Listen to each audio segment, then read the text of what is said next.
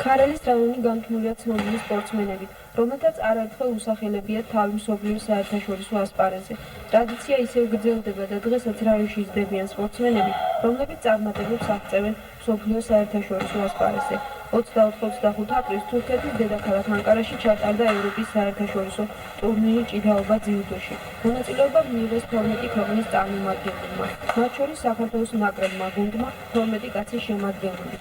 აქედან 6-მა ჩამოიტანა მედალი.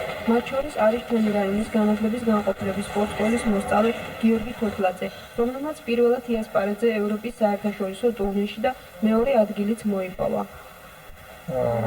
პირველი შევხვდი მოლდაველს. არ გამიჭირდა სუფთა გამარჯვებით დამამთავრებელი შეხვედრა, მეორე შევხვდი თურქს, მესამე შევხვდი უკრაინელს და ფინალში გადასასვლელი რუსს, ხოლო ფინალში უზბეკთან წავაგე იყო. მსოფლიო ასპარეზზე ჩემთვის ეს გამარჯვება პირველი იყო და კიდე გამარჯვებას გეგმავთ. ეხლა 9-ში მივდივართ მოსკოვში. ეს ტურნირი იმით იყო მნიშვნელოვანი, რომ მასში გამარჯვებულს მიენიჭა უფლება მონაწილეობა მიიღოს მომავალ ოლიმპიადაზე, რომელიც დანიაში გაიმართება.